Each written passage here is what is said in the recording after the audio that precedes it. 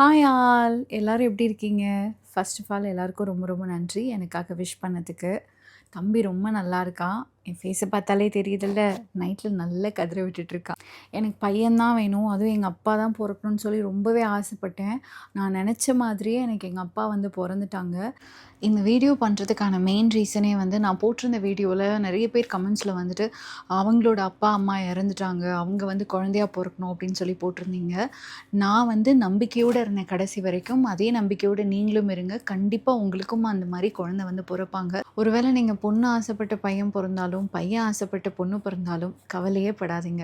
நம்ம அப்பா அம்மாவோட சோல் கனெக்ட் வந்து அவங்களோட எப்போவுமே இருக்க தான் போகுது.